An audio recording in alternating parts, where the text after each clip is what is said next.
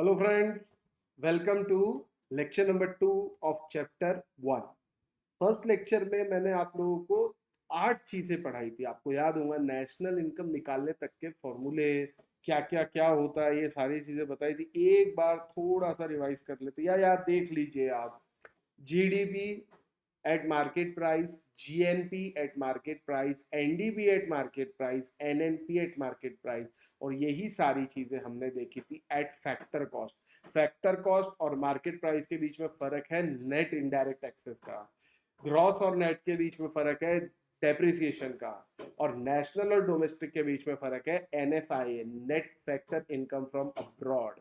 इसके बारे में हमने लास्ट लेक्चर में सब कुछ डिस्कशन किया था बेटा। आज इसके कुछ प्रॉब्लम्स है यहाँ पे दिए हैं। मैंने आपको बोला था सॉल्व प्रॉब्लम है बेटा, प्लीज आप लोग एक बार सॉल्व करके देखना। होप आप लोगों ने सॉल्व किया है, नहीं किया है या किया है वो आपके साथ।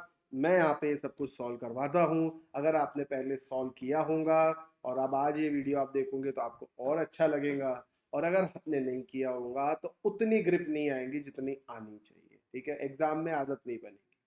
चलिए स्टार्ट करते हैं बेटा, क्वेश्चन को कैसे अप्रोच करना। From the following data, calculate NNPFC, NNPMP, GNPMP, GDPMP। आपको 4 चीजें निकालना है। क्वेश्चन अगर आएगा तो 4 मार्क के लिए एग्जाम में बनेगा। 4 चीजें यानी 1 मार्क इसका, 1 मार्क इसका, 1 मार्क इसका और 1 मार्क इसका। 4 चीजें निकालना है। माइंड यू बेटा, जब भी एग्जाम में क्वेश्चन सॉल्व करो ये बात का हमेशा ध्यान रखना कि आंसर को आप डब्बा बना के लिखो। चलिए मैं एक क्वेश्चन सॉल्व करके बताता हूँ। क्वेश्चन देखेंगे बेटा। क्वेश्चन है from the following data compute this. 4 चीजें निकालनी है। अब आपको दिया हुआ है operating surplus, mixed income of self employed, rent, profit, net indirect taxes, consumption of fixed capital. इसको डेप्रिसिएशन भी बोलते हैं बेटा, ये ध्यान रखना। Consumption of fixed capital is nothing but depreciation. ठीक है। Net factor income from abroad, compensation of employ, ये सारी चीजें हमको दी हुई है। Net factor income from abroad negative है, मतलब हमारे वाले यहाँ के लोग कम लेके आए और वहां के लोग ज्यादा लेके चले। ठीक, समझ रहे हैं आप, नहीं समझ रहे? Income earn by country citizen operating abroad, income earn by foreign citizen operating in our country, ये दोनों का डिफरेंस होता है एनएफआई है। वो लोग ज्यादा लेके जा रहे हैं, मतलब ये फिगर नेगेटिव आएगा। इंडिया जैसे कंट्री में फिगर नेगेटिव रहता है जनरल। ठीक है, चलिए बेटा ध्यान देंगे आप लोग। अब यहाँ पे सबसे पहले एक काम करते हैं, जीडीपी एमपी निकाल लेते हैं, क्योंकि जीडीपी निकलता है तो उसके बाद बाकी सारे रास्ते हमारे खुलते जाते हैं। ठीक है ना बेटा? चलिए, तो सॉल्यूशन कैसे लिखेंगे एग्जाम में, जरा इस बात पे भी ध्यान देना बच्चों। क्वेश्चन नंबर 5 है इसका, है ना? सॉल्यूशन में यहाँ लिखता हूँ। सबसे पहले आप लिखेंगे calculation of GDP, calculation of GDP MP. ठीक है, ये आपको निकालना पड़ेगा। अब जीडीपी एमपी कैसे निकालें? हमारे को जो डेटा दिया हुआ है उसके हिसाब से हम निकाल सकते हैं जीडीपी एमपी। अगर आप नोट्स पढ़े तो नोट्स में पेज नंबर 7 अगर आप देखें तो आपके पास तरीका है जीडीपी एमपी निकालने का। ये देखिए,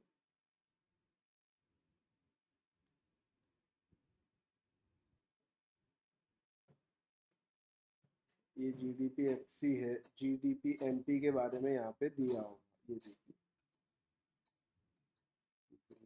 एक मिनट हाँ।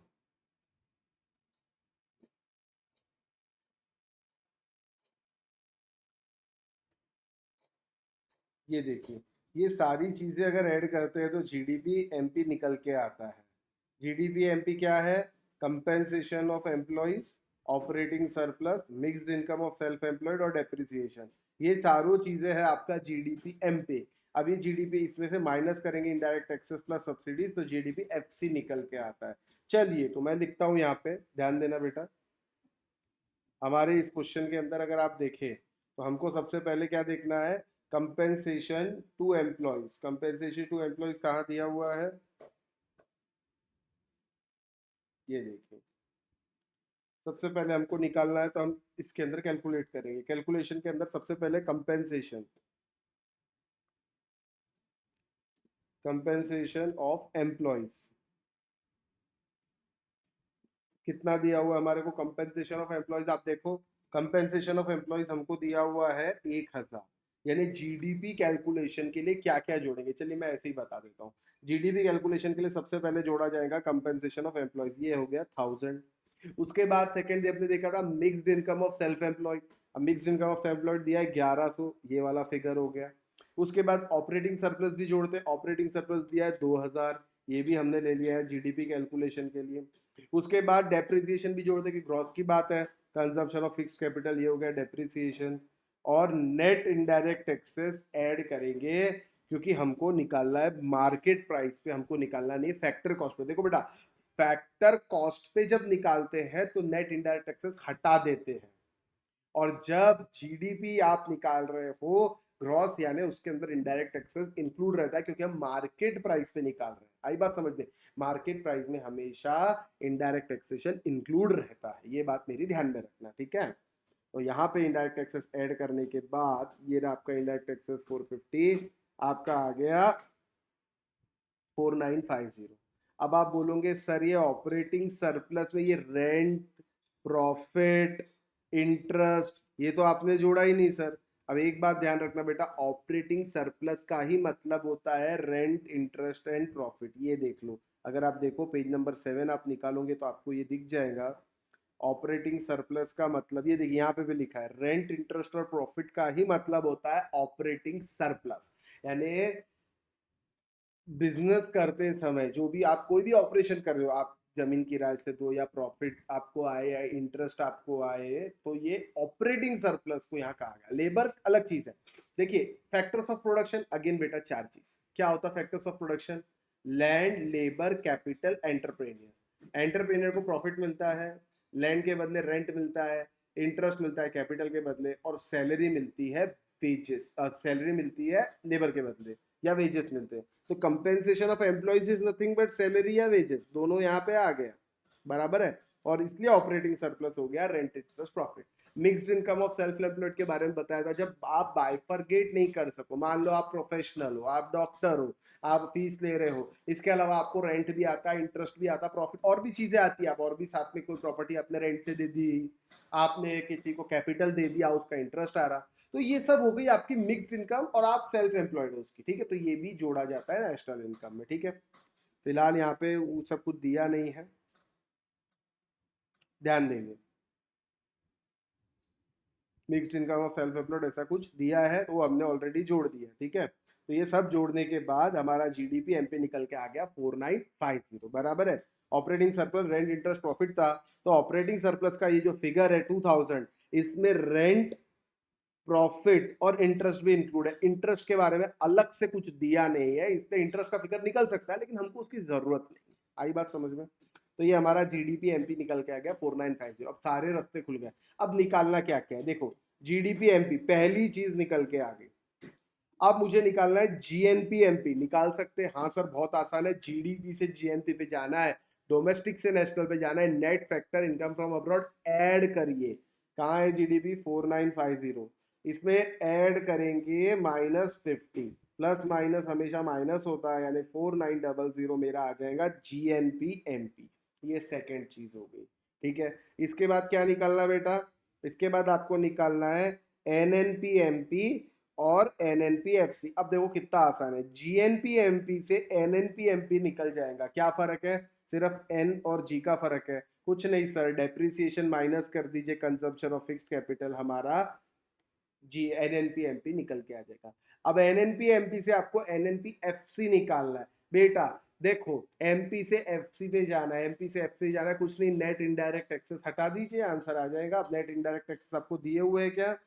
हाँ सर, नेट इनडायरेक्ट टैक्सेस दिए हुए हैं, 450 हमको दिया हुआ है, इसमें से मैं 450 हटा दूंगा तो 4050 जो मेरा एनएनपीएफसी आ जाएगा। और एनएनपीएफसी को ही नेशनल इनकम कहा जाता है, ये आप लोग जानते हैं, ठीक है बेटा।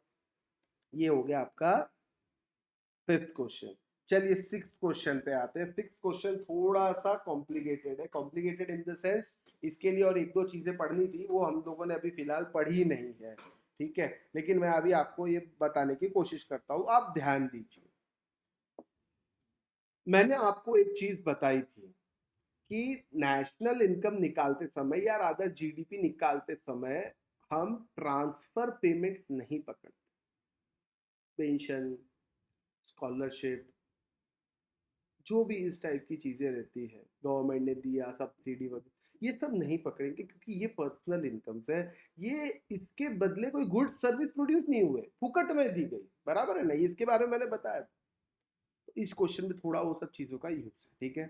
अब आपको यहाँ पे दो चीज निकालना, देखना समझना। और पर्सनल इनकम अलग चीज है बेटा, पर्सनल डिस्पोजेबल इनकम अलग चीज है। पर्सनल इनकम में से जब पर्सनल इनकम टैक्स माइनस करते हैं या डायरेक्ट टैक्स माइनस करते हैं तो डिस्पोजेबल निकल के आता। कभी भी एग्जाम में ये बात ध्यान रखना, कंफ्यूज मत होना पर्सनल इनकम और पर्सनल डिस्पोजेबल। देखो बेटा, तीन चीज पूछ सकते हैं आपको। एक तो नेशनल इनकम, इसमें कोई प्रॉब्लम नहीं है। एक होता है पीआई पर्सनल इनकम, और एक होता है पीडीआई पर्सनल डिस्पोजेबल इनकम। ये और ये अलग चीज है, ये तो अलग चीज है ही, लेकिन पीपीआई और पीडीआई भी अलग चीज है बच्चों, इस बात का ध्यान रखना।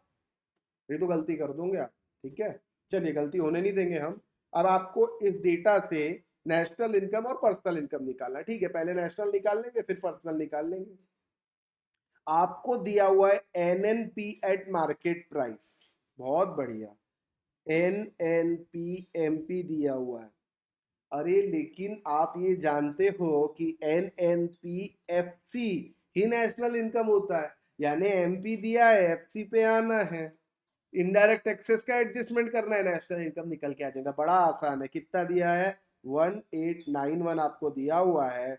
इनडायरेक्ट टैक्सेस अब और सब्सिडीज दोनों दिया हुआ है। नेट इनडायरेक्ट टैक्सेस मतलब कैसा होगा सर? नेट इनडायरेक्ट टैक्सेस होता है 175 माइनस 30, यानी कि 145। अब इसके अंदर 1891 में से 145 हटा दीजिए, आपका आंसर आ जाएगा 1746। या पहले ये 175 हटाओ फिर ये ऐड करो, बात एक ही है।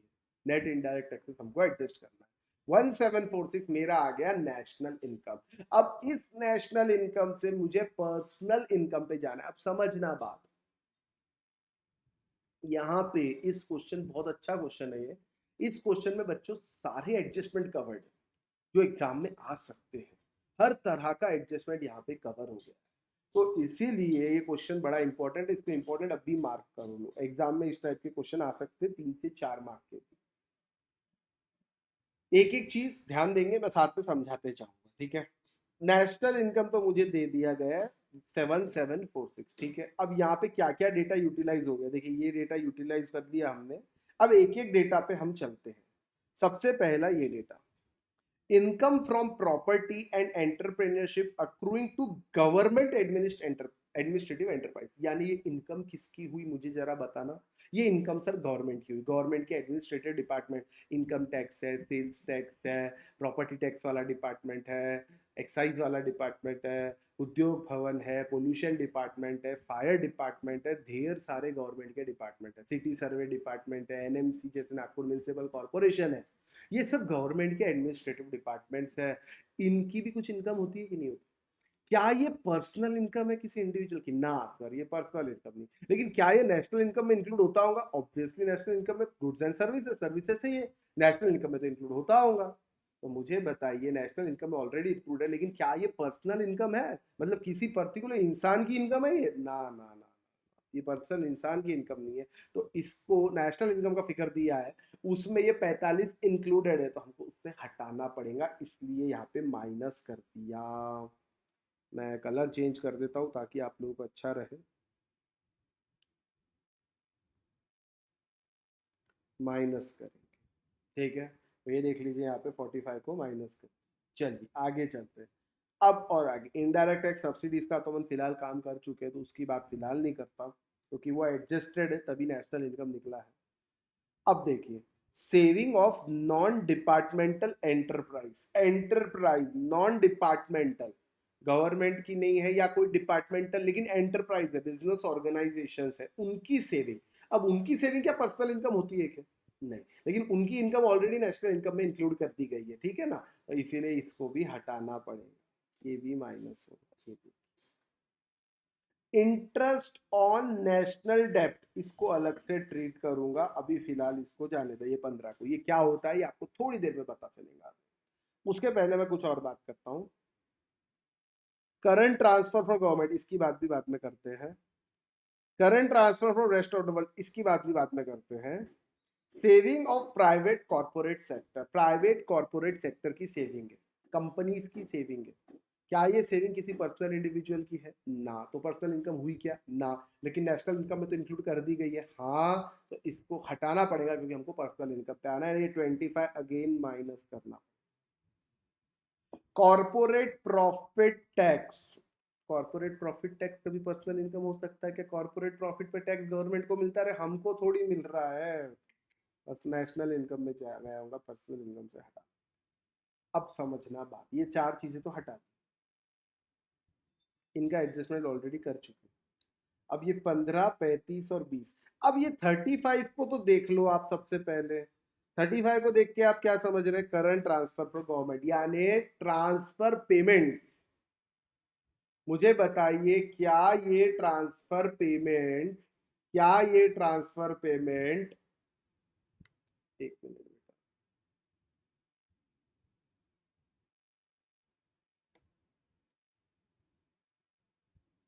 हो गया। क्या ये ट्रांसफर पेमेंट नेशनल इनकम में इंक्लूड हुए होंगे क्या? ना ना ना, तो ट्रांसफर पेमेंट नेशनल इनकम में इंक्लूड हो ही नहीं सकते, क्योंकि हमने बोला था दीज आर पर्सनल इनकम। लेकिन इंडिविजुअल को तो इनकम हुई ना, पेंशन मिली, जीडीपी में नेशनल इनकम में नहीं लिया, लेकिन इंडिविजुअल की इनकम तो हुई ना। जोड़ना पड़ेगा। ये 35 को देखिए यहाँ पे ऐड किया गया। ठीक है। अब नेशनल डेप्ट इंटरेस्ट समझना बात, मैं बताता हूँ।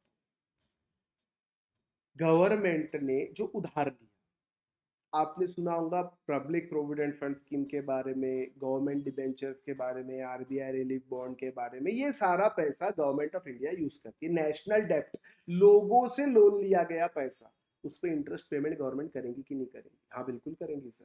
तो ये इंटरेस्ट जो पेमेंट हुआ है, क्या ये पर्सनल इनकम में इंक्लूड करना पड़ेगा कि नहीं करना पड़ेगा? बिल्कुल करना पड़ेगा। नेशनल इनकम में तो आ नहीं सकता, क्योंकि again it is a transfer payment, कोई सर्विस नहीं जनरेट नहीं हुई, कोई गुड्स नए नहीं बने। ठीक है, इसको भी ऐड किया जाएगा नेशनल डेप्ट इंटरेस्ट को 15। तीसरी चीज, current transfer from rest of the world, जैसे ट्रांसफर इंडिया से हुआ, ट्रांसफर पेमेंट, तो भी नेशनल इनकम पर्सनल इनकम में ऐड करते हैं। ऐसे ही किसी वर्ल्ड से भी अगर पैसे आए, तो भले ही इंडिया के नेशनल इनकम में नहीं है, लेकिन पर्सनल वालों को तो इनकम हुई है कि नहीं हुई है, तो उसको ऐड कर दिया जाएगा। और ऐसे से हमारा फिगर जो निकल के आएगा, this is our personal income. आई बात समझ में? ये क्वेश्चन अपना यहाँ सॉल्व होता है। अब इसके बाद दो क्वेश्चंस और हैं, ये मैं आपको करा के हम हमारे नए पार्ट पे आ जाएंगे। Calculate the aggregate value of depreciation, आपको डेप्रिसिएशन निकालना है। When GDP at market price of a country particular is 1100 crore. अच्छा, जीडीपी एमपी दिया है आपको 1100 करोड़, एनएफआई आपको दिया है 100 करोड़, ये रहा एनएफआई 100 करोड़ दिया है। नेट इनडायरेक्ट टैक्सेस आपको 150 करोड़ दिए हैं, और नेशनल इनकम यानी एनएनपीएफसी आपको 850 करोड़ दिया हुआ है। अब मुझे बताओ, एनएनपीएफसी आपको दिया हुआ है, इससे आप जीडीपीएफसी निकाल सकते हो? हाँ, क्यों नहीं निकाल सकते सर? एनएनपीएफसी जीडीपी एमपी आपको दिया हुआ है। देखिए, जीडीपी एमपी दिया है, जीडीपी एमपी में से नेट इनडायरेक्ट टैक्सेस हटा देंगे तो क्या आएगा सर? जीडीपी एफसी आ जाएगा। अब जीडीपी एफसी से आप जीएनपी एफसी पे आ सकते हो। हाँ बिल्कुल आ सकते हैं।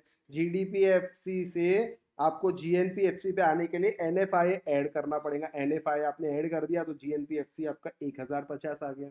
अब जीएनपी एफसी से आपको पास ऑलरेडी एनएनपी एफसी का फिगर दिया है। अब दोनों में फर्क क्या है? ग्रॉस और नेट, सिर्फ डेप्रिसिएशन का फर्क होता है। तो इसमें से ये 850 माइनस कर देंगे तो अपने आप डेप्रिसिएशन निकल के आएगा। बड़ा आसान सा क्वेश्चन था। ठीक है, आगे चलते। ये एक और क्वेश्चन है, बढ़िया, बहुत सिंपल क्वेश्चन है, ये भी ध्यान देना इस पे। आपको कंप्यूट करना है NNP eight market price and disposable income. NNP market price यानी नेशनल इनकम नहीं होता, और हाँ, आप देखो ये क्वेश्चन में मजा, आपको पर्सनल इनकम नहीं निकालनी, आपको डिस्पोजेबल पर्सनल इनकम निकालनी, यानी पीडीआई, पर्सनल डिस्पोजेबल इनकम बोलो या डिस्पोजेबल पर्सनल बोलो, बात एक ही होती है। बराबर है बेटा? अब ध्यान देना मेरी बात यहाँ पे। आपको एनडीपी एट फैक्टर कॉस्ट दिया हुआ, यानी देखिए एनडीपीएफसी आपके पास है 14,900 करोड़। अब एनडीपीएफसी आपको एनएनपी एट मार्केट प्राइस, लेकिन देखिए इस एफसी से आप पहले डोमेस्टिक से नेशनल पे आ सकते हैं अगर आप एनएफआई ऐड कर दो तो, है ना। यानी इससे आपको एनएनपीएफसी मिल सकता है और एनएनपीएफसी से आप आराम से एनएनपीएमपी निकाल सकते हो जैसे आप इनडायरेक्ट एक्सेस का एडजस्टमेंट कर दोगे तो सबसे पहले हमको क्या निकालना चाहिए, सबसे पहले हमको निकालना चाहिए एनएनपीएफसी। ठीक है, ध्यान देना।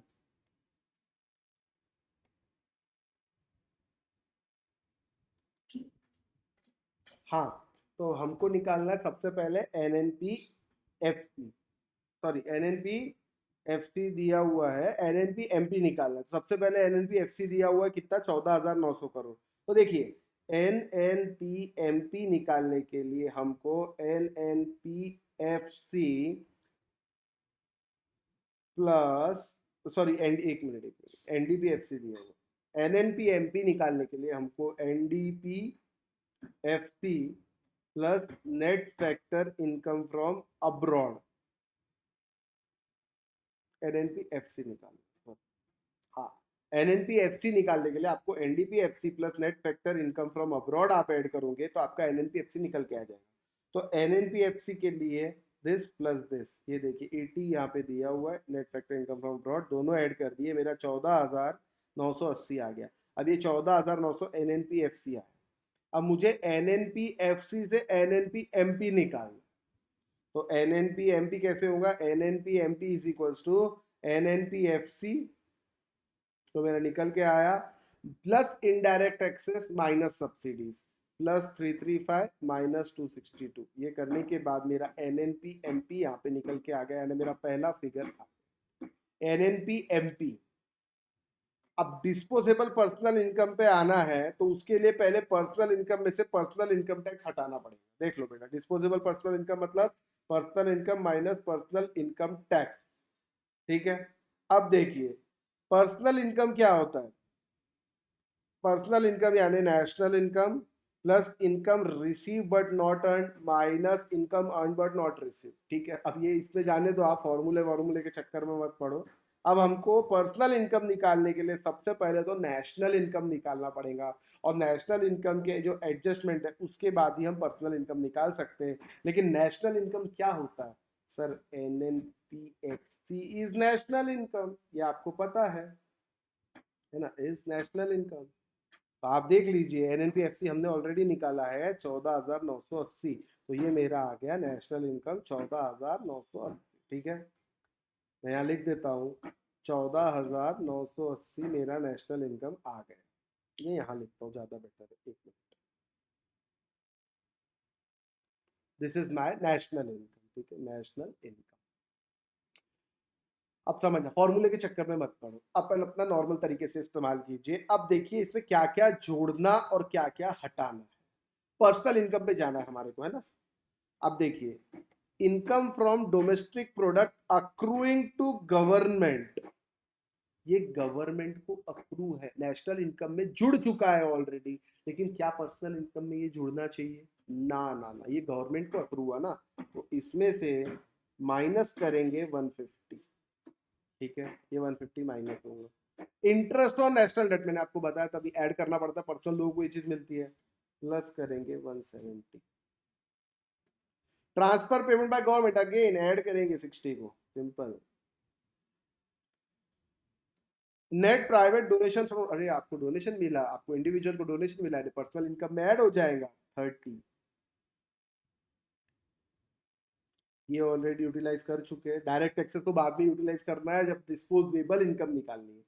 Taxes on corporate profit, again ये गवर्नमेंट की इनकम है, आपकी नहीं है, हटाना पड़ेगा पर्सनल इनकम से, पर्सनल इनकम निकालना है 222। अनडिस्ट्रीब्यूटेड प्रॉफिट ऑफ कॉर्पोरेशन, अनडिस्ट्रीब्यूट यानी कॉर्पोरेशन ने अपने पास ये प्रॉफिट रखा है, अभी तक बांटा नहीं है।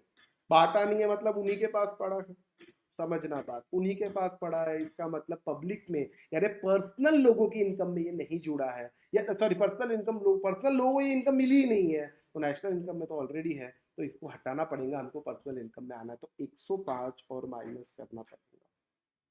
अब ये सब करने के बाद आंसर आता है 14763। ये आपकी हो गई पर्सनल इनकम और इसमें से डायरेक्ट एक्सेस माइनस करेंगे तो पर्सनल डिस्पोजेबल इनकम आ जाएगी 14,763 में से डायरेक्ट एक्सेस दिया हुआ बेटा 100, ये माइनस करेंगे तो 14,663, ये आपका आ गया पर्सनल डिस्पोजेबल। आई होप आपको ये क्लियर हुआ कंसेप्ट। यहाँ तक आज हम लोगों ने देख लिया। अब मैं आपको ये यूनिट आज कंप्लीट कर दूंगा और इसके बाद की कुछ क्वेश्चंस है, वो क्वेश्चंस हमारा थर्ड लेक्चर में पूरे क्वेश्चंस इस यूनिट के सॉल्व और अनसॉल्व जो बचे हुए हैं वो हमारे पूरे कंप्लीट हो जाए। ठीक है बेटा,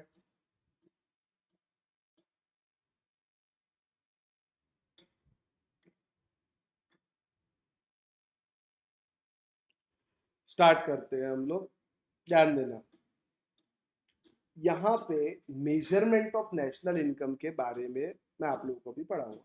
मेजरमेंट ऑफ नेशनल इनकम मतलब नेशनल इनकम इंडिया में किस तरीके से मेजर होती है। बेटा तीन मेथड्स है नेशनल इनकम मेजरमेंट के, एक है प्रोडक्शन, एक है इनकम मेथड और एक है एक्सपेंडिचर मेथड। सर ये कैसे आप कह रहे हैं, जरा ध्यान देना। इकोनॉमी के अंदर क्या होता है इसके बारे में थोड़ी सी बात आपको बता। Production of goods and services होता है, तो पहली चीज है, मान लो 100 करोड़ के गुड्स और सर्विसेज प्रोड्यूस किए गए, मार्केट प्राइस 100 करोड़ के गुड्स एंड सर्विसेज आपने प्रोड्यूस कर, और 100 करोड़ के गुड्स एंड सर्विस बनाने के लिए आपने फैक्टर इनकम यूज किया, फैक्टर पेमेंट्स करना पड़ेगा ना। फैक्टर बिना प्रोडक्शन कैसे, फैक्टर्स ऑफ प्रोडक्शन के बिना तो प्रोडक्शन हो ही नहीं सकता, तो अब आप वो यूज करोगे, समझना बात। अब आप कैसे यूज कर रहे हो उनको, लैंड लिया आपने, लेबर लिया, कैपिटल लिया, एंटरप्रेन्योर को लिया, इसको आपने रेंट दिया, इसको आपने वेजेस दिया, इसको आपने इंटरेस्ट दिया और ये आपका प्रॉफिट है। इसके अलावा और कुछ होता है क्या पेमेंट ना। तो ये लोगों की क्या हो गई, इनकम हो गई। क्या हो गई, income in the form of rent, in the form of wages, in the form of interest, in the form of profit. तो अगर मैं 100 करोड़ के गुड्स बनाता हूं तो उसको बनाने के लिए मुझे जो जो पेमेंट करना पड़ा, मेरा खुद का प्रॉफिट है वो मुझे मिलेगा, इंटरेस्ट है, वेजेस है, रेंट है, ये प्रोडक्ट की प्राइस निकल के आ गई। टैक्सेशन तो गवर्नमेंट, मान लो टैक्सेशन है ही नहीं, थोड़ी देर के लिए टैक्सेशन है ही नहीं, तो यही यही प्राइस में मैं बेचूंगा ये सब कुछ जोड़ने के बाद, मेरा प्रॉफिट जोड़ने के बाद। तो मुझे बताओ ये सारा 100 करोड़ के गुड्स बना के 100 करोड़ के गुड्स बेचने के बाद ये जो 100 करोड़ आए, इसी से पूरा पेमेंट होगा कि नहीं होगा, और कोई ट्रांजेक्शन नहीं है इकोनॉमी में, यानी इनकम मेथड से भी आंसर 100 करोड़ ही निकल के आएगा। बहुत बढ़िया। अब मुझे एक बात बताओ, तीसरा, ये लोगों के हाथ में कितना कितना आया, 100 करोड़ आया, ये सब लोग हैं। अब खर्चा भी यही करने वाले, हाउस होल्ड लोग ही खर्चा करने वाले, और कौन खर्चा करेगा, बराबर है ना। टू सेक्टर मॉडल है, ऐसा समझिए। तो टू सेक्टर मॉडल क्या होता है अगली यूनिट में आप लोगों को देखने मिलेगा, समझना बात। यही लोग खर्चा करने वाले और पूरा का पूरा खर्चा कर देते ये लोग, यानी पूरा 100 करोड़ इनके पास आया, पूरा खर्चा, कोई सेविंग है ही नहीं, ऐसा इमेजिन करिए। तो यहाँ पे एक्सपेंडिचर भी उतना ही होगा, कितना, 100 करोड़। इस मेथड का नाम है प्रोडक्ट मेथड, प्रोडक्ट साइड से इकोनॉमी को देखना, प्रोडक्शन मेथड से नेशनल इनकम निकालना। इस मेथड का नाम है इनकम मेथड, इनकम साइड से इकोनॉमी को देखना, इनकम साइड से नेशनल इनकम निकालना। और इस मेथड का नाम है expenditure method, expense point of view से इकोनॉमी को देखना, उस तरीके से नेशनल इनकम निकालना। तो ये तीन तरीके से आप निकाल सकते हो, कौन सा तरीका चूज करना आप कर सकते हो। अब अगर रियल टर्म्स में सच्ची सच्ची बात बोले तो तीनों तरीके से आंसर तो सेम आना चाहिए, चाहिए चीज अलग होती है, होता कुछ और है, आता नहीं है लेकिन, ठीक है, क्योंकि कुछ ना कुछ गड़बड़ रहती है, ठीक है। आंसर सेम आएगा नहीं लेकिन आना चाहिए। अब ये तीनों तरीके से निकालेंगे तो इकोनॉमी का 3D व्यू दिखेगा आपको, क्या दिखेगा, 3D व्यू। इसे 3D व्यू भी कई बार कहा जाता है। वही जो मैंने अभी बड़बड़ किया वो सब कुछ यहाँ लिखा हुआ है, आप इसको चाहो तो पढ़ सकते हो। तीनों मेथड के लिए क्या क्या डेटा लगता है उसके बारे में यहाँ लिखा हुआ है, एक बार ये मैं आपको पढ़ाऊंगा। आपको अगर प्रोडक्ट मेथड करना है तो प्रोडक्ट का मैंने आपको बताया, आपको वैल्यू एडेड लेना पड़ता है।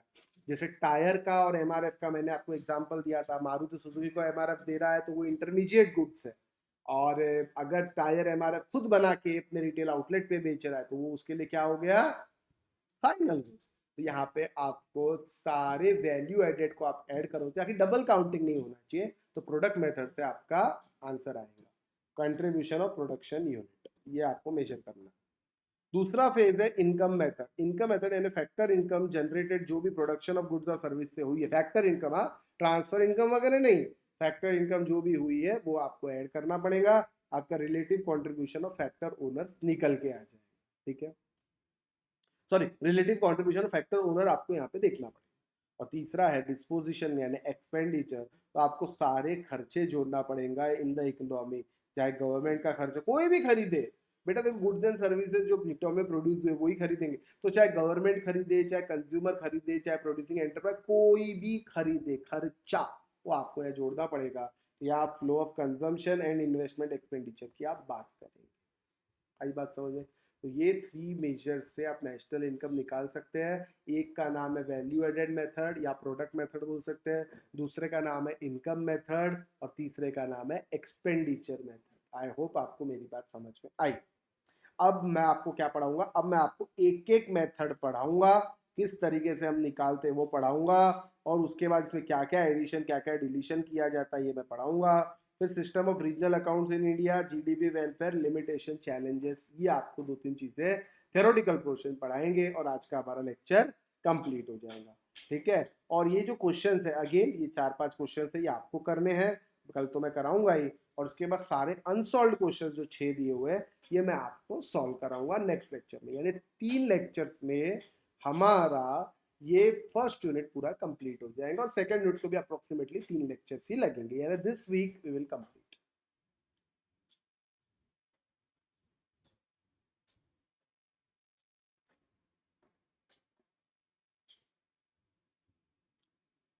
वैल्यू एडेड मेथड के बारे में आपको मैंने थोड़ा सा बताया, ये इंडस्ट्रियल ओरिजिन मेथड, इसका ओरिजिन इंडस्ट्री यानी नेट आउटपुट की हम यहाँ पे बात करते हैं, समझना। National income by value added method is sum total of net value added by factors across all producing unit of economy.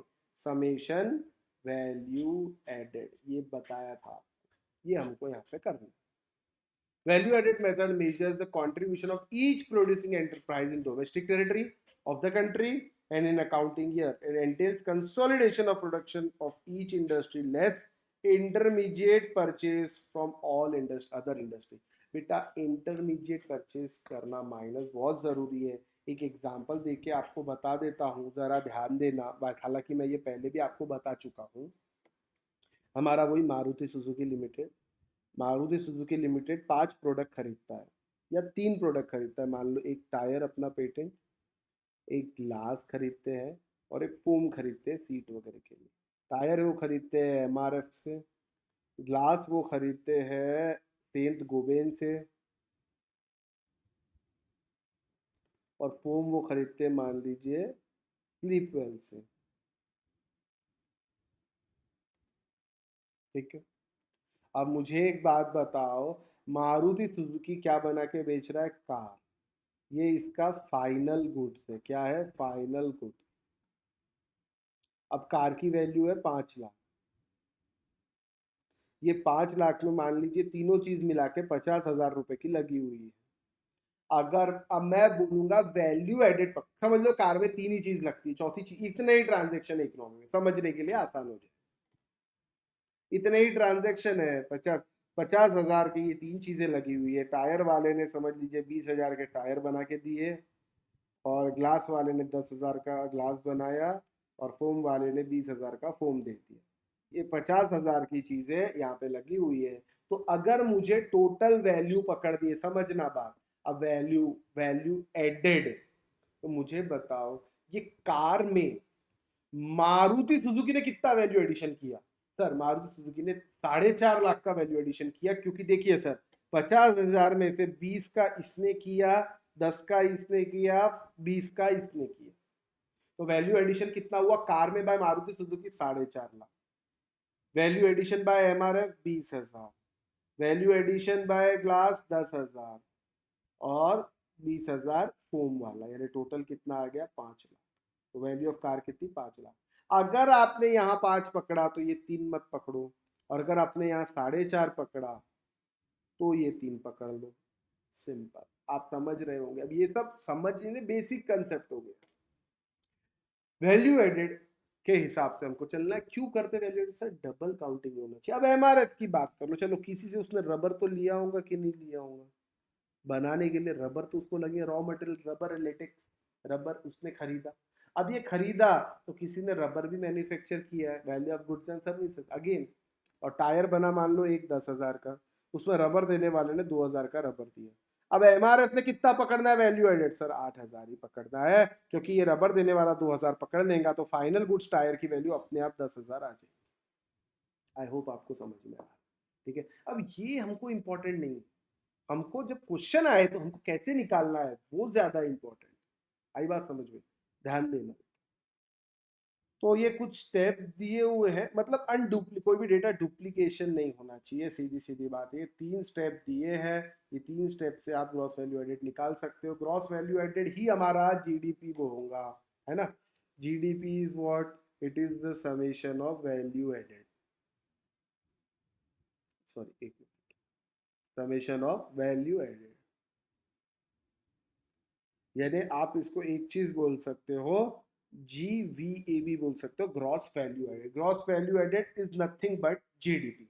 यानी ये, लेकिन जो भी रहेगा ना एमपी पे रहेगा। GAVMP या GDP-MP, these are the words which can be interchangeably use, यानी इसके जगह ये या उसके जगह ये, बात ही की। ठीक है बेटा। चलिए स्टेप 1, सबसे पहले तो आपके कंट्री में कितने प्रोड्यूसिंग यूनिट्स हैं उनको अलग अलग सेक्टर्स में क्लासीफाई कीजिए। आपको पता है ब्रॉडली हम 3 सेक्टर में क्लासीफाई करते हैं, primary sector, secondary sector, tertiary sector. अब इसमें भी और बहुत सारे सब सेक्टर रह सकते हैं। जैसे मान लीजिए सेकेंडरी सेक्टर की बात करूं मैं, एमआरएफ, सॉरी हाँ, सेकेंडरी सेक्टर यानी इंडस्ट्रियल यूनिट मारुति सुजुकी। अब मारुति सुजुकी में और कितने सब सेक्टर रह सकते हैं? बहुत सारे। सर कोई टायर बनाने वाली कंपनी है, कोई ग्लास बनाने वाले हैं, कोई इंजन बनाने वाला है, कोई फोम बनाने वाला है, कोई गियर बॉक्स बनाने वाला है, कोई वाइपर बनाने वाला है, कोई सीट कवर बनाने वाला है, कितने पार्ट, कोई नट बोल्ट बनाने वाला है। ऐसी अलग अलग कंपनी रहती है। कोई हॉर्न बनाने वाला है ना। ऐसी बहुत सारी, कोई वो म्यूजिक सिस्टम बनाने वाला एप्पल का, आईपैड आजकल लगते हैं होंडा की कार वगैरह, एप्पल के लगते हैं, एप्पल वो है। अब ये सारे सब सेक्टर्स हैं एक सेक्टर के अंदर। ऑटोमोबाइल सेक्टर की बात करूं जैसे, तो फर्दर सब सब सब सब सब सेक्टर बहुत सारे, सबका जोड़ना पड़ेगा कि नहीं जोड़ना पड़ेगा? हाँ बिल्कुल। वैसे ही प्राइमरी में भी बहुत सारे, सेकेंडरी में भी बहुत सारे, और टर्शरी के अंदर भी बहुत सारे हैं। बहुत बड़ी। तो ये सबका ग्रॉस वैल्यू एडेड हर प्रोड्यूसिंग एंटरप्राइज को हमको निकालना पड़ेगा। तो ग्रॉस वैल्यू एडेड कैसा हुआ? वैल्यू ऑफ आउटपुट, आपने कितना बनाया, माइनस इंटरमीडिएट कंजम्पशन। आपने 5 लाख की कार बनाई मान लीजिए, और इस 5 लाख की कार में 3 लाख का सामान आपने बाहर वालों से खरीदा है, तो आपने यानी मारुति सुजुकी ने कितना वैल्यू एडेड किया? 2 लाख। तो ये 3 लाख बचे जिन जिन लोगों ने किया है उनके इसमें काउंट हो जाएगा, यानी वैल्यू एडेड से चलेंगे। देखो एक एमआरएफ को ही बोलेंगे तू तेरा ये मत जोड़, हम जोड़ रहे हैं कार के अंदर, ऐसा नहीं होता। सीधा वैल्यू एडेड, हर आदमी वैल्यू एडिशन करो। कार आपने 5 लाख की बेची, ठीक है, आपने कितने रुपए के गुड्स में लगाए? सर हमने 3 लाख के लगाए, तो 2 लाख का वैल्यू एडिशन मारुति सुजुकी ने किया, ये पकड़ा जाए। आई बात समझ में? वैसे ही एमआरएफ, भैया 10,000 का टायर बनाया, रॉ मटेरियल कितने खरीदे? सर 5,000 के खरीदे, तो 5,000 का वैल्यू एडिशन टायर पे एमआरएफ ने किया। वैल्यू एडेड, हर आदमी वैल्यू एडिशन निकालेंगे। अब वैल्यू एडिशन जो ग्रॉस वैल्यू एडेड है उसके कैसे निकालते हैं? वो होता है वैल्यू ऑफ आउटपुट, आपने कितना बनाया, और वो माइनस इंटरमीडिएट कंजम्पशन आपने यूज किया। अब वैल्यू ऑफ आउटपुट कैसे निकालेंगे उसके बारे में लिखा है, sales plus change in stock. Okay, change in stock मतलब होता है opening stock minus closing stock. चलिए इसके बारे में थोड़ा आपको बता देता हूँ। सेल और ये चेंज इन स्टॉक जो लिखा है, ये आप लोगों को इसके बारे में थोड़ा सा मैं बता देता हूँ, ध्यान देना। आप लोगों ने ट्रेडिंग पी&एल अकाउंट तो देखा ही होगा। ओपनिंग स्टॉक यहाँ लिखते हैं, सेल यहाँ लिखते हैं, क्लोजिंग स्टॉक यहाँ पे लिखते हैं, और परचेज या मैन्युफैक्चरिंग यहाँ पे लिखते हैं। अब ओपनिंग मान लीजिए 100 का है और क्लोजिंग 200 का है और सेल आपने किया 400, कोई भी फिगर आप ले सकते हो। सेल 400 किया, इसका मतलब 400 ही बनाया क्या? वैल्यू ऑफ आउटपुट प्रोडक्शन कितना किया? क्या देख के लगता है? देखो सर 100 तो पहले ही थे, 200 बचे हैं और 400 आपने बेचा भी है, यानी आपने sir opening sales plus change in stock is equal to production होता है। समझना बात, सेल कितना है? 400, चेंज इन स्टॉक कितना? Closing minus opening, sorry closing minus opening, कितना आएगा सर? प्लस 100 आएगा। तो ये 400 प्लस 100 मेरा कितना आ जाएगा? मैन्युफैक्चर। देखो टैली हो गया आपका अकाउंट। हाँ, समझना बात ध्यान से, यानी पुराने 100 पड़े थे, 400 बेचा, 200 अभी भी पड़े हैं, तो टोटल 400 और 200 600 यूनिट तो तुमने बेचे हैं, यानी या पड़े हैं या बेचे हैं। लेकिन 100 पुराने पिछले साल के थे, तो 600 में से 100 गए, यानी 500 जो है इस साल मैन्युफैक्चर हुए, यानी ये क्या हो गया? Value of output. इसको निकालने का सिंपल तरीका है sale plus change in stock. अब हो सकता है ये चेंज इन स्टॉक कभी नेगेटिव आ जाए, समझना बात। अब मान लो आपने 85 यूनिट क्लोजिंग बचे हैं, अब क्या होगा? अब होगा सेल की, एक सेकेंड, और सेल आपका हो, ये हटा देता हूँ। सेल कितना है? 400 plus change in stock closing minus opening, यानी कितना हो गया? माइनस, सॉरी 350 आएगा। ये देख लो 400 में से 50 माइनस करेंगे, यानी ये आ गया 350। देख लो अभी भी 450 450 दोनों साइड की टोटल आ गई। कैसे आया ये? सर 400 बेचे और 50 बचे, टोटल 450, लेकिन 100 तो पिछले बार की थे, यानी इस साल कितने बनाए? 350। तो ये होगा value addition, value of output. आई बात समझ में? प्रोडक्शन यानी क्या हुआ? Value added plus intermediate consumption. हम प्रोडक्शन फाइंड आउट कर रहे हैं, मैं क्लियर कर देता हूँ पेज। हाँ, अब ध्यान देना। अब यहाँ पे दो तीन चीजें एक और आपको स्टेप 2 के अंदर मैं बताना चाहूंगा, जरा ध्यान देना। import are included in value of intermediate consumption if total purchases are given। import को obviously include करना पड़ेगा, है ना, क्योंकि वो आप जोड़ते ही हो वैल्यू के अंदर। और if domestic purchases are specifically mentioned then import will also be added। also sales include export, if domestic sales are separately mentioned export need to be added। अगर टोटल सेल का फिगर दिया है फिर तो कुछ करना नहीं है, लेकिन अगर डोमेस्टिक सेल और एक्सपोर्ट अलग अलग दिए तो डोमेस्टिक सेल भी जोड़ना है और एक्सपोर्ट भी जोड़ना है। वैसे ही टोटल परचेज का फिगर दिया है, कोई प्रॉब्लम नहीं। अगर परचेज फ्रॉम डोमेस्टिक टेरिटरी अलग दिया है, इंपोर्ट अलग दिया है, तो परचेज फ्रॉम डोमेस्टिक तो जोड़ना ही जोड़ना है, इंपोर्ट भी जोड़ना पड़ेगा, ये बात ध्यान देना। ठीक है बेटा, गलती नहीं होनी चाहिए exam.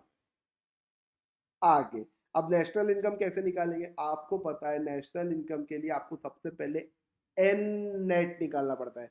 N N P F C is your national income.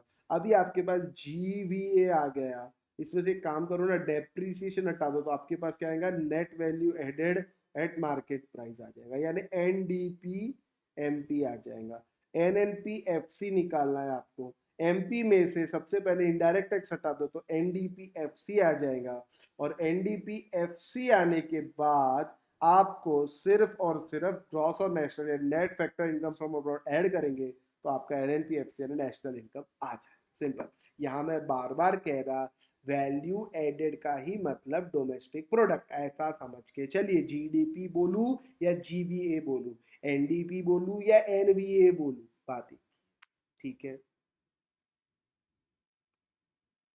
अब हाँ, कुछ वैल्यू इसमें हमेशा ये भी इंक्लूड करना है, ये मैं आपको बताता हूँ। आपको own account production of fixed asset by government enterprise and house hold, कभी कभी कोई फिक्स्ड एसेट हम खुद बनाते हैं, हम खुद ही प्रोड्यूस करते हैं, तो वो भी अगर आपने प्रोड्यूस किया तो बेटा वो भी आपको जोड़ना है, ये बात का ध्यान रखना। दूसरा, imputed value of production for self goods for self consumption. आपने कोई गुड्स बनाए, आप खुद ही एमआरएफ के मालिक हो, अब आप खुद की कार के लिए टायर चाहिए तो दूसरे के पास तो जाएंगे नहीं ना, हम खुद ही निकाल के हमारी कार में लगा देंगे। These are the goods for self consumption, इनकी भी वैल्यू जोड़ना पड़ेगा आपको। Imputed rent of owner occupied house, आप किसी खुद के घर में रह रहे हो, आप खुद को रेंट देते क्या? नहीं, लेकिन इसका भी आपको इम्प्यूटेड रेंट निकालना पड़ेगा। अगर आप किराए के घर में रहते तो किसी को रेंट देते, किसी की इनकम होती, वैल्यू एडिशन होता ना, तो आपको इम्प्यूटेड रेंट भी जोड़ना है। और चेंज इन स्टॉक इन्वेंट्री, ये तो मैंने आपको बता दिया, क्लोजिंग माइनस ओपनिंग आपको ऑलरेडी जोड़ना पड़ेगा। आई बात समझ में? चलिए, दूसरी मेथड इनकम मेथड, बड़ी सरल सी मेथड है ये। इसके बाद एक्सपेंडिचर मेथड देख लेंगे और हमारा ये टॉपिक यहाँ पे आज कंप्लीट हो जाएगा। ठीक है, चलिए इनकम मेथड देखते हैं। Production is carried out by combined effort. अब ये इनकम पॉइंट ऑफ व्यू से मैंने आपको बता दिया इनकम, इसका दूसरा नाम फैक्टर पेमेंट मेथड भी है, बराबर है, फैक्टर पेमेंट मेथड। अब इस मेथड से सीधा एनडीबी निकल के आता है, और वो भी फैक्टर पेमेंट जोड़ते, इससे सीधा फैक्टर कॉस्ट निकल के आता है। क्योंकि प्रोडक्शन वगैरह की बात नहीं है तो इनडायरेक्ट टैक्सेस आएगा नहीं, और डेप्रिसिएशन वगैरह की बात यहाँ हो नहीं सकती क्योंकि इनकम की बात चालू है। समझ रहा बेटा, फैक्टर इनकम की बात चालू है। अब फैक्टर इनकम जोड़ रहे हैं तो ना इनडायरेक्ट एक्सेस का कोई लेना देना है यहां से, ना ही आपके डेप्रिसिएशन का लेना देना है। तो इसलिए जो फिगर आएगा वो सीधा नेट आएगा, और जो फिगर आएगा वो एमपी नहीं आएगा, वो एफसी आएगा। ये बात हमेशा ध्यान रखना। तो यहाँ पे आएगा एनडीपी एफ, ठीक है। और एनडीपीएफसी से आपको नेशनल इनकम निकालना है, मतलब आपको एनएनपीएफसी पे आना है। देख लीजिए, आपको कुछ नहीं करना है, आपको इसके अंदर एनएफआईए सॉरी, आपको इसके अंदर ऐड करना है एनएफआईए। आप ऐड कर दोगे तो ये आ जाएगा, यानी NNPFC is equal to compensation to employees plus ये हो गया वेजेस या salary, operating surplus, rent, interest, profit, चारों चीज जोड़ लिया। और इसके अलावा कुछ है तो mix income of self employed आप जोड़ दो। Mix income of self employed मतलब चाहे वो रेंट हो सकता है, चाहे इंटरेस्ट हो सकता है, चाहे प्रॉफिट हो सकता है, जिसको या सैलरी, कुछ भी हो सकता है जिसको बाइफरकेट नहीं किया जा सकता, मिक्स्ड इनकम है, वो भी जोड़ो। Plus net factor income from abroad add कर देंगे तो एनएनपीएफसी हमारा निकल के आएगा। और यहाँ पे कंपेंसेशन टू एम्प्लॉयज उनके बारे में ऑलरेडी लिखा हुआ है, तो ये आपको पढ़ना है, पढ़ सकते हो। अब क्या क्या नहीं, देखो वेजेस इंक्लूड कर लेंगे, अगर पेंशन आप दिए रिटायर वर्कर को तो वो एक्सक्लूड नहीं करे, वो एक्सक्लूड करेंगे नेशनल इनकम। मैंने पहले बताया पेंशन यानी ट्रांसफर पेमेंट हो गया, अरे वो ही चीजें इंक्लूड करेंगे नेशनल इनकम में जो देने के बाद कुछ मिल रहा है, कुछ गुड सर्विस प्रोड्यूस हो रहा है।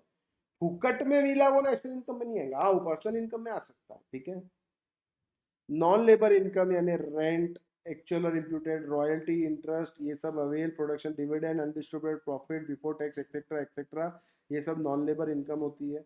अब समझ आए, interest paid by government on public डेप्ट, ये ऑलरेडी आपको बताया था। इंटरेस्ट ऑन कंजम्पशन लोन, ये सब एक्सक्लूड करते थे। ये सब कहाँ इंक्लूड करते हैं? ये सब अपन नेशनल इनकम से एक्सक्लूड करके पर्सनल इनकम के अंदर ऐड करते हैं। नेशनल इनकम में ये चीजें नहीं रहेंगी, इसलिए नेशनल इनकम से जब हम पर्सनल इनकम की तरफ आते थे तो हम ये चीजें ऐड करते थे। आज ही क्वेश्चन करा है इसी लेक्चर में, ठीक है, ध्यान देना। प्रॉफिट यानी corporate taxes plus dividend plus retained earning, ये आपका प्रॉफिट होता है। ठीक है, आगे यूजिंग इनकम मेथड, भाई हाँ ये दो तीन चीजें यहाँ पे ध्यान रखने वाली बात है।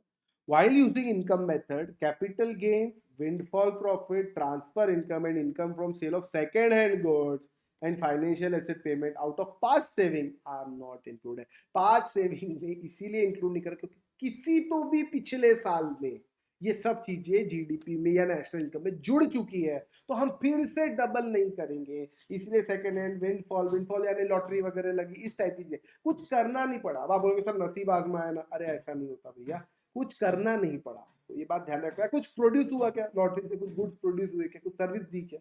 ना ना, ऐसा कुछ नहीं। हाँ बोलोगे जीएसटी में सर लॉटरी सर्विस है ना सर, उसको वो चीजें अलग है, वो यहाँ पे मिक्स मत करो। ठीक है, commission, brokerage, imputed value of service provided by owners of production will be included as these are added to current flow of goods and services। मैंने आपको बोला imputed rent हो गया, imputed value हो गया, consumption for self consumption, ये सब आपको include करना।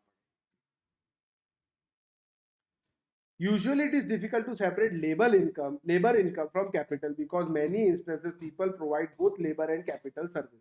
In such case, with self-employed people like lawyer, engineers, traders, proprietors, जैसे lawyer है भाई कैपिटल क्या लगाया उसने ऑफिस बनाया वो उसका कैपिटल है और खुद ही उस पर सर्विस दे रहा है यानी यहाँ पे क्या हो गया लेबर भी उसका और कैपिटल भी उसका इसे कहते हैं mixed income of self employed आई बात समझ में भैया लेबर देखो उसको उसने ऑफिस बनाया समझना बात है mixed income of self employed concept और थोड़ा एलाबोरेट करता हूँ ऑफिस बनाया उसमें कैपिटल लगाया खुद बैठ रहा है लोगों को सर्विस दे रहा है सर्विस की लोग फीस दे रहे हैं जो भी उसको चार्जेस दे रहे हैं प्रॉफिट हो रहा है प्रोफेशनल फीस वगैरह और उसने जो कैपिटल बनाया आपको नहीं लगता वो अपनी कॉस्ट में वो चीज़ जोड़ेगा कि भैया मैंने जो लगाया उसका इंटरेस्ट तो होता है कि नहीं होता है लोन लिया होगा या खुद का पैसा लगाऊंगा कुछ तो किया होगा तो ये है उसकी जो इनकम आ रही है वो ऑफिस और जो फीस दे रहा है प्रोफेशनल सर्विस दे रहा है दोनों के कारण आ रहा है mixed income of self professional fees best example mixed income of self employed अब ये प्रोफेशनल फीस में उसका लेबर भी इंक्लूड है जो वो आपको मेहनत दे रहा है उसका ऑफिस का इंफ्रास्ट्रक्चर जो कैपिटल उसने लगाया उसका इंटरेस्ट भी include this is called as mixed income of self आई बात समझ में तो ये आप डिफिकल्ट है अब लेबर कितना कैपिटल कितना ये आप सेपरेट कर सकते क्या can you bifurcate no sir not possible to bifurcate ठीक है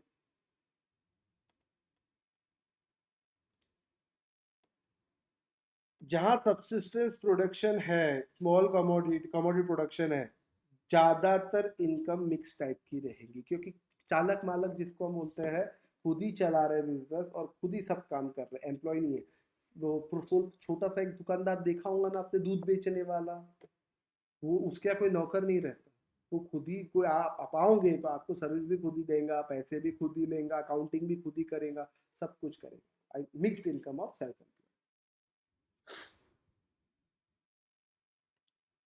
in sectors such as agriculture, trade, transport, in underdeveloped countries, including India, it is difficult to differentiate between labor element and capital element of income of people. मैंने बता दिया capital कितना लगाया labour कितना उसका वो भी तो लेबर अपना लगा रहा है ना तो इसमें आप डिफ्रेंशिएट बिटवीन नहीं कर सकते इसीलिए एक नया कंसेप्ट निकाल दिया यहाँ पे सीधा क्या नाम है उसका mixed income of self employ बस वही लाइन यहाँ लिखिए new concept mixed income of self employ ठीक है आगे चल आगे एक्सपेंडिचर मेथड है सिंपल मेथड है खर्चा जोड़ना है खर्चा यानी यहाँ पे जीडीपी कैसे निकल के आएगा GDP MP is equals to summation of final expenditure अब यहाँ दो चीज है बेटा दो चीज यानी यहाँ पे बात जो हम करेंगे फाइनल कंजम्पशन एक्सपेंडिचर की बात करेंगे तो ये दोनों तरह के एक्सपेंडिचर जोड़ेंगे फाइनल कंजम्पशन एक्सपेंडिचर में एक होगा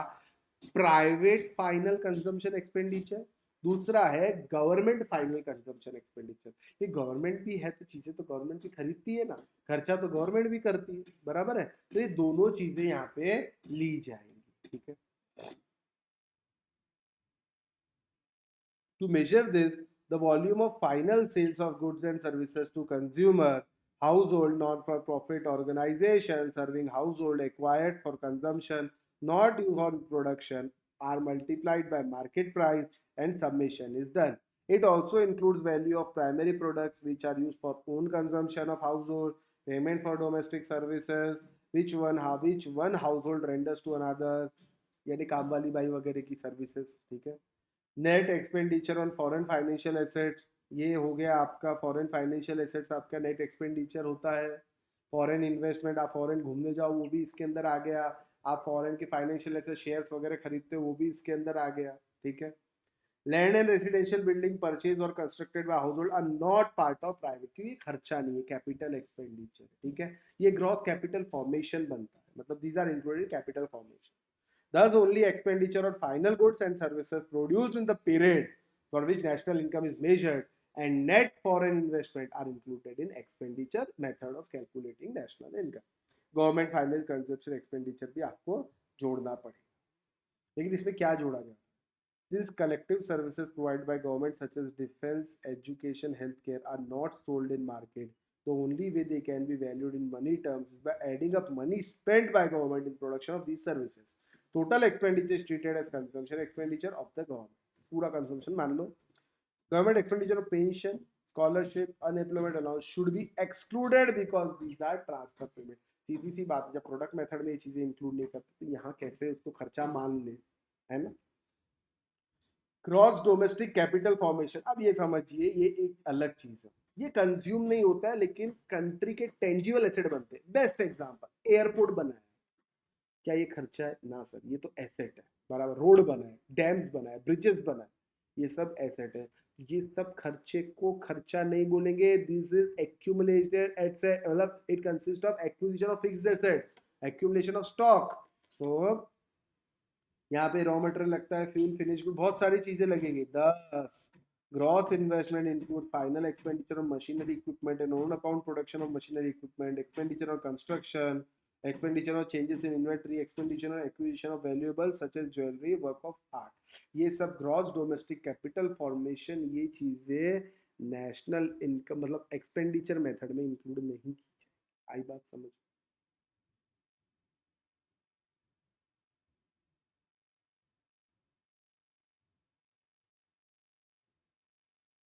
नेट एक्सपोर्ट बड़ा आसान चीज है भैया। नेट एक्सपोर्ट है, difference between export and import कर दिए तो नेट एक्सपोर्ट आ जाएगा। ये पॉजिटिव भी हो सकता है, नेगेटिव भी हो सकता है, ठीक है। बाकी ये सब चीजें कोई काम की नहीं है। हाँ, ये आपको पढ़ना है पढ़ सकते हो, इसमें ऐसा कुछ विशेष नहीं है। अब मुझे बताइए आइडियली कौन सी मेथड, आइडियली तो देखा जाए तो मैंने आपको पहले ही बोला तीनों मेथड में आंसर सेम आना चाहिए, लेकिन ऐसा हो नहीं सकता और इससे हमको 3 डायमेंशनल व्यू मिलेगा, 3D व्यू मिलेगा इकोनॉमी का। हमको 3D व्यू मिलेगा, लेकिन प्रैक्टिकली क्या पॉसिबल है क्या?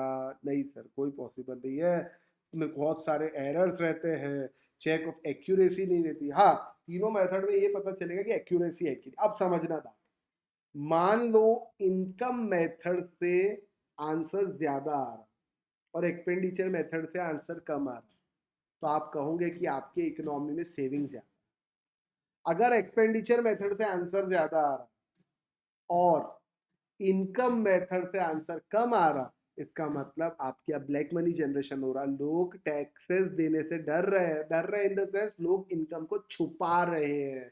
ब्लैक मनी जनरेशन ज्यादा है आपके इकोनॉमी, तो ऐसे चीजें पकड़ में आ सकती है इन तरीकों से, ठीक है। अब ये आपको बता देता हूँ बेटा, हालांकि फिलहाल ये कोई विशेष काम का नहीं है, लेकिन मैं आपको समझा देता हूँ ये चीज। सिस्टम ऑफ रीजनल अकाउंट क्या होता है?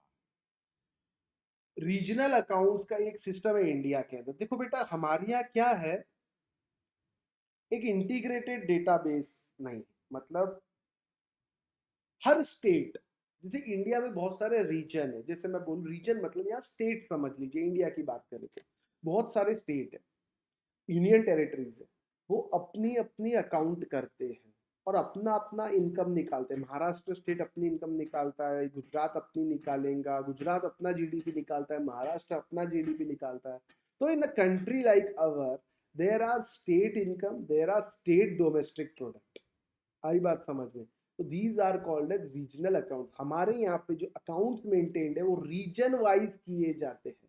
पर कैपिटा स्टेट इनकम भी निकलता है, नेशनल आप स्टेट इनकम निकालिए, डिवाइड बाय स्टेट पॉपुलेशन कीजिए, पर कैपिटा स्टेट इनकम निकलता है। किसी स्टेट में पर कैपिटा इनकम ज्यादा होती है, किसी स्टेट में कम होती है, किसी स्टेट का जीडीपी ज्यादा होता है, किसी स्टेट का जीडीपी कम होता है।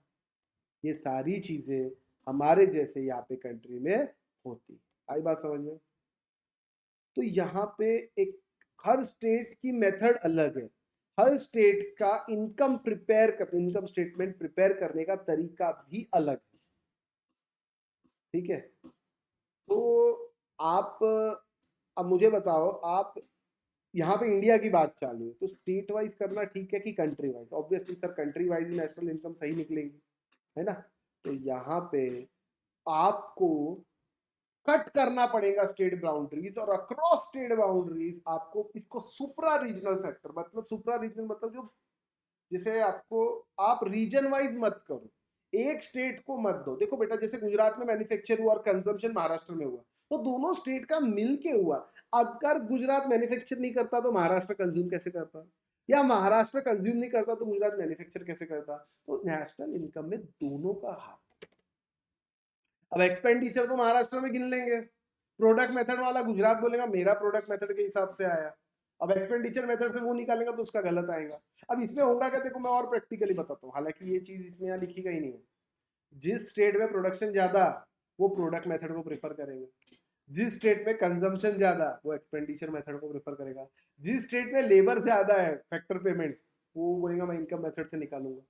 हर स्टेट अपना अपना फायदा देखेगा तो सही सही नेशनल इनकम निकल के आएंगे, नहीं तो हमको इससे आगे बढ़ना पड़ेगा। सुप्रा रीजनल मतलब हर स्टेट का कंट्रीब्यूशन रहता है नेशनल इनकम के।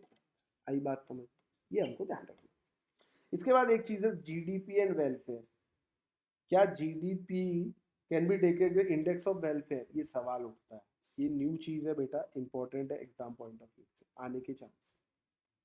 There may be many reasons to dispute the validity of GDP as perfect measure of well-being। मतलब ये सवाल पता है क्या है कि जीडीपी ज्यादा मतलब आपके कंट्री में वेलफेयर है, ऐसा है कि नहीं? कि जीडीपी कम ज्यादा होने से वेलफेयर रहता है, ये भी सवाल है।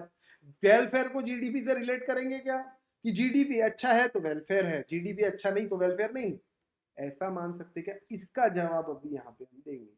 इसका जवाब है in fact GDP measures our ability to obtain many requirements to make our life better, yet leave out many important aspects which ensure good quality of life for all। कई चीजें जीडीपी छोड़ देता है।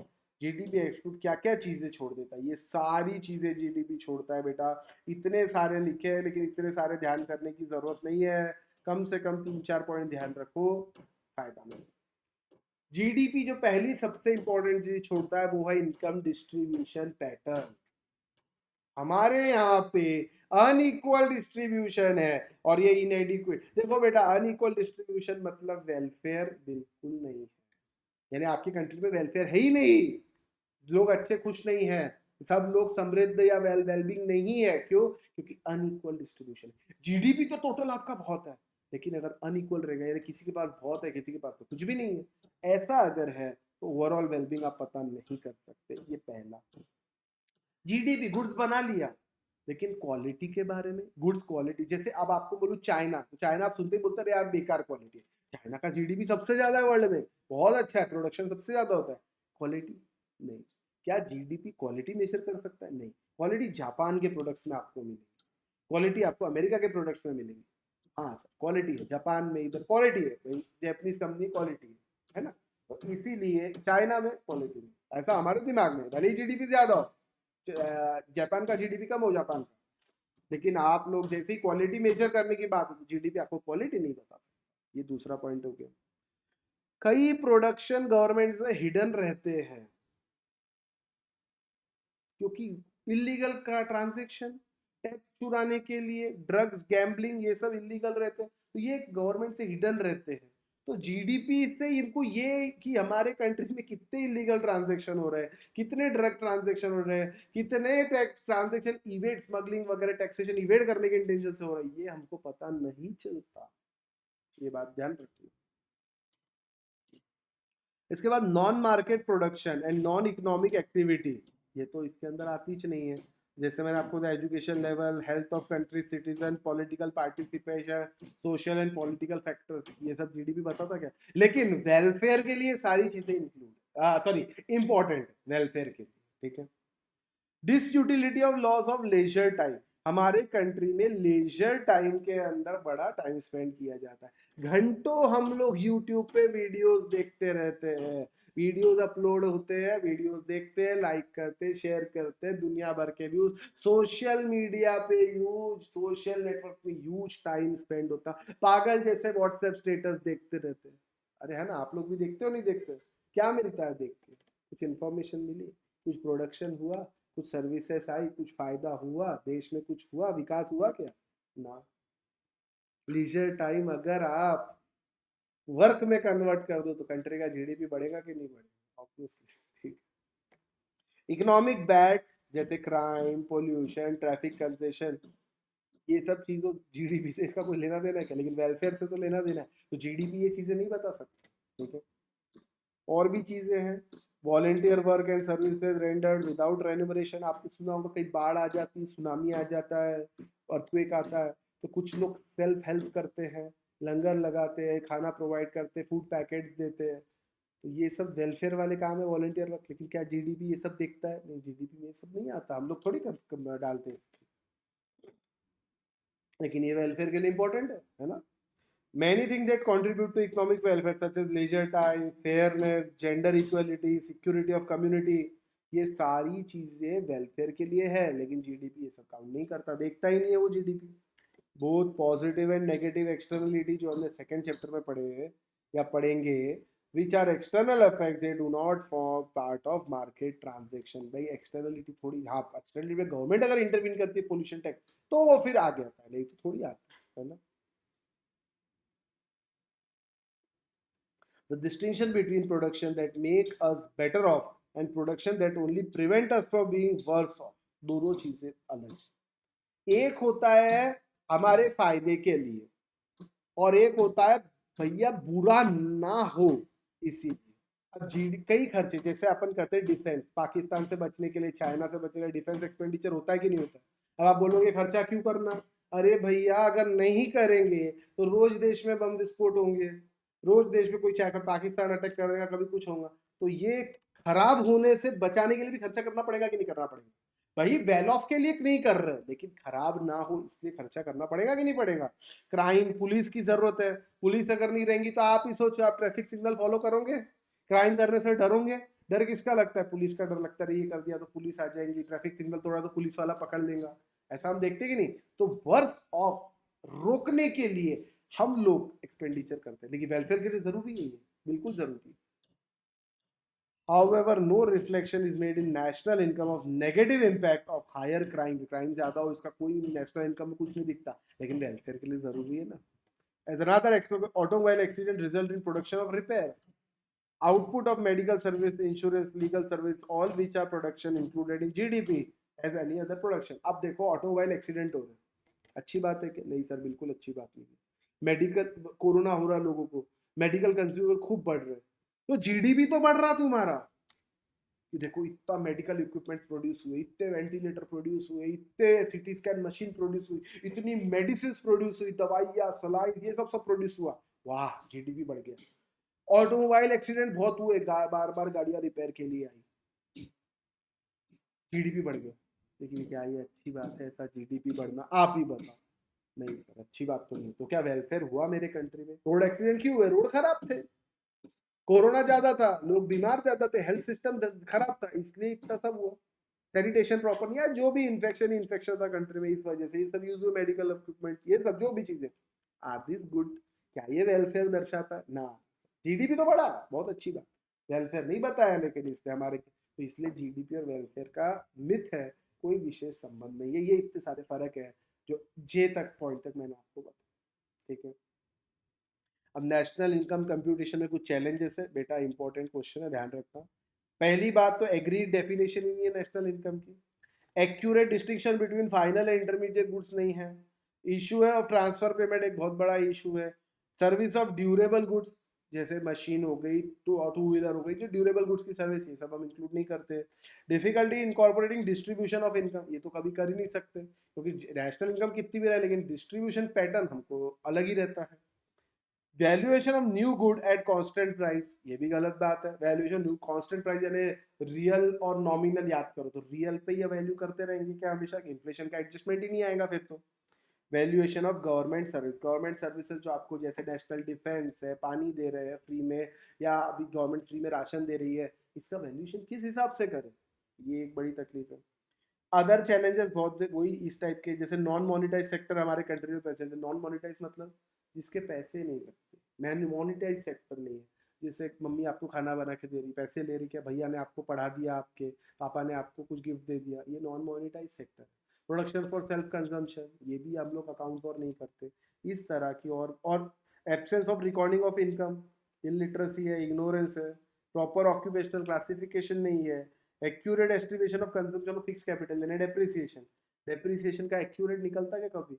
कोई डब्ल्यूटीवी मेथड बोलता, कोई straight line. अब straight line में आपने बोला 10 साल चलेगा, लेकिन क्या गारंटी है क्या वो ऐसे 10 साल ही चलेगा? नहीं सर, कोई गारंटी नहीं, आप कुछ पक्का नहीं बता सकते, समझना मेरी बात।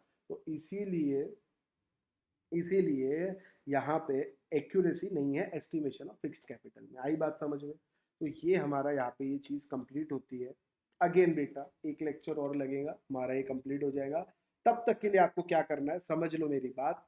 आपको ये 9, 10, 11, 12, 13, 14, 15 सिर्फ ये 7 क्वेश्चन आपको पहले सॉल्व करके देखो, आंसर दिए आप देखो। मैं तो कल लेक्चर में कराऊंगा ही कराऊंगा, और उसके बाद जो 6 अनसॉल्व क्वेश्चन है ये मैं आप लोग को यहाँ सॉल्व कराऊंगा।